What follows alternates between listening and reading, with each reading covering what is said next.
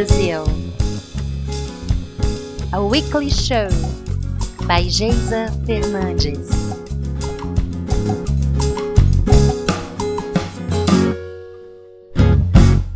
Episode 14. Sometimes it's really not about you. Learning how to collaborate with other musicians. If you, my dear listener, are following this podcast episodes, you might have asked yourself, I think we've got some delay here, and you are totally right. But I assure you there are two very good reasons for this little delay. Just check it out. Reason number 1. It's Carnival in Brazil. I don't know what it means to you. Maybe you don't even know what I'm talking about. But here it means it's really loud everywhere. And since this weekly show is recorded on a home studio, today was literally the first opportunity I have to talk to you without having a cheerful yet quite annoying samba batucada background. And now you might be thinking, but that would have been lovely, Geisa. Oh, you innocent, so you don't know what you're wishing for. Take my word. And even if it would have been better for you, it would have been very bad for me because I'm not able to join this annoying yet very cheerful crowd. And why not? Why not, you might ask? Because sometimes we have to make choices. I have a gig coming on the following weeks, and this was the time I had for taking care of production details. That includes, do I have enough money for a hairdresser?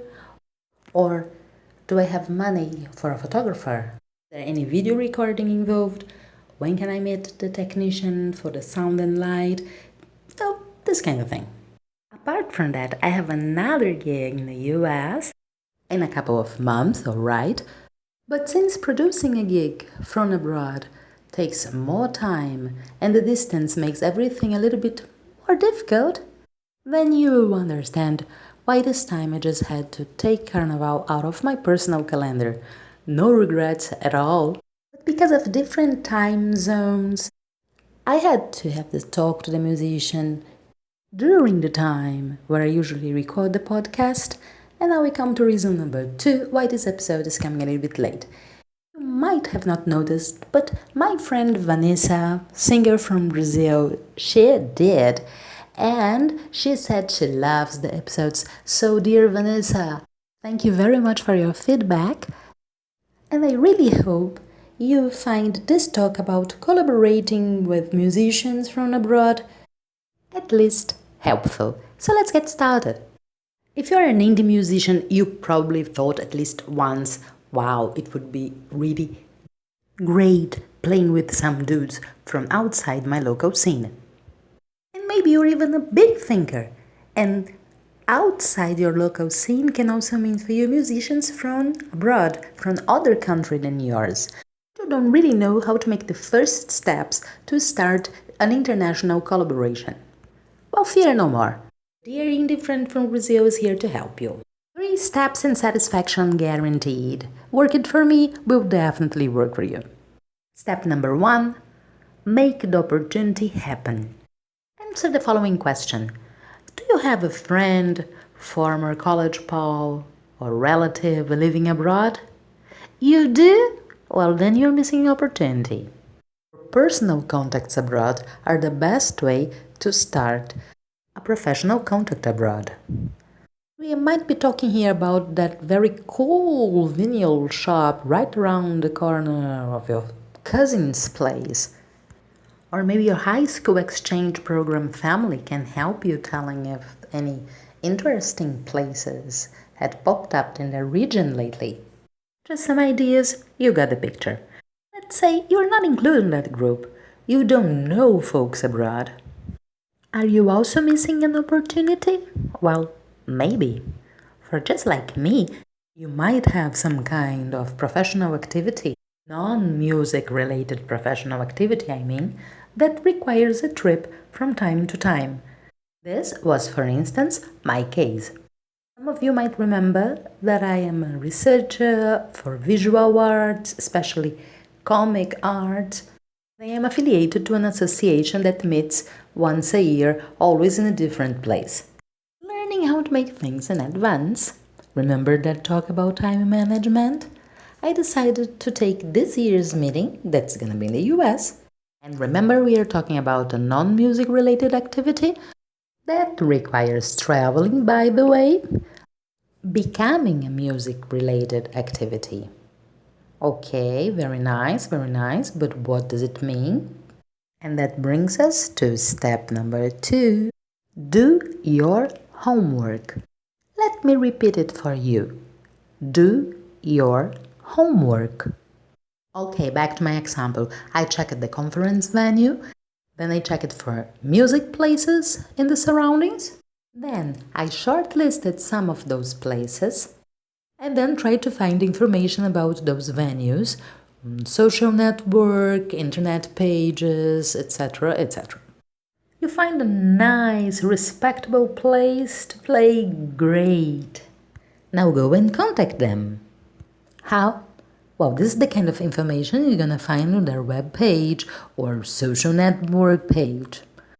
An email, a phone number, whatever they say, you just try it, wait for a couple of days.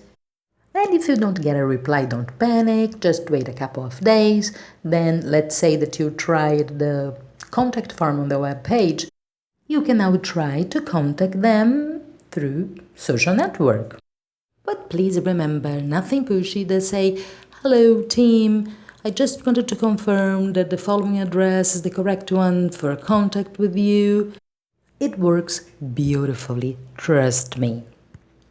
What brings us to step number 3.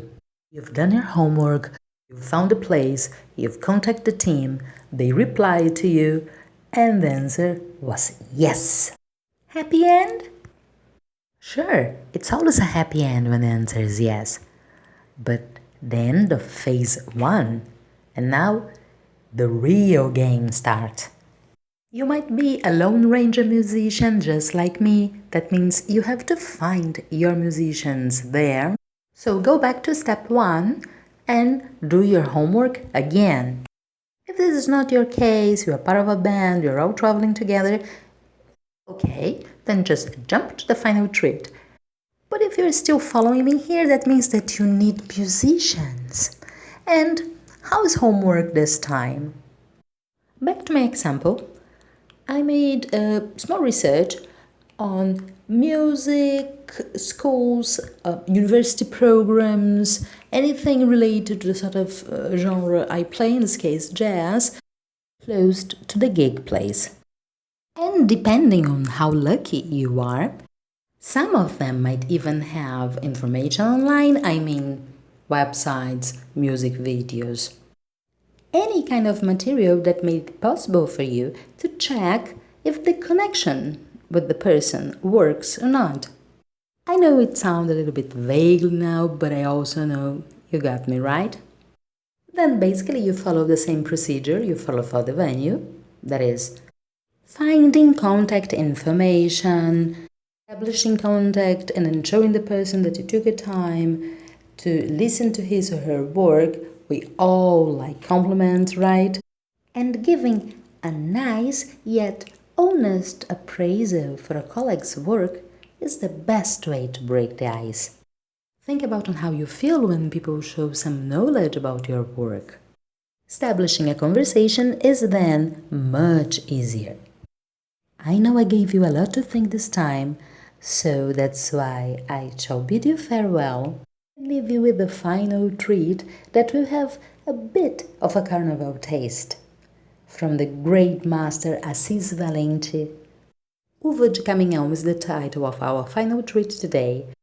Thank you very much for following me, and remember, create the opportunity, do your homework, establish contact, and start as soon as possible your international collaborations. And if you are really lucky, you will also find an amazing musician willing to work with you. For you, Tim Carrig, my special thanks. Thank you very much for your enthusiasm, your spirit of adventure, and your kindness. You already have a special place in my story. So, my dear listener, till next week, and for now, beijo!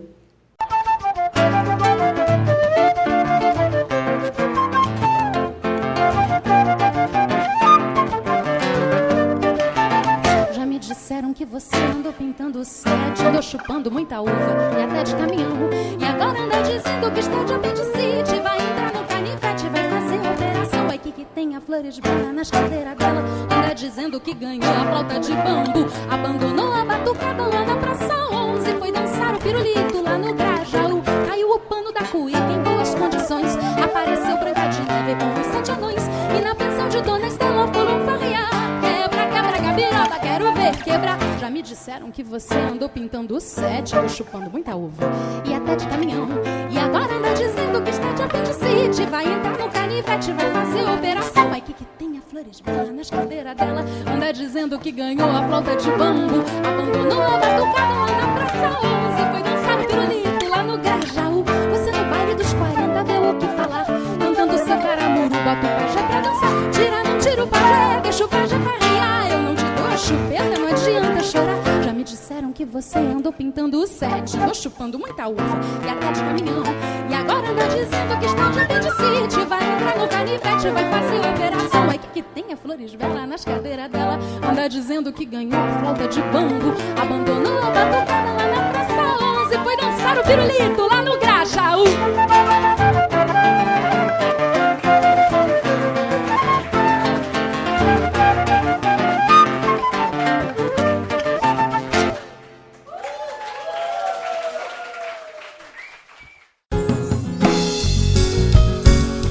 How to be indie in Brazil. A weekly show by Geisa Fernandes.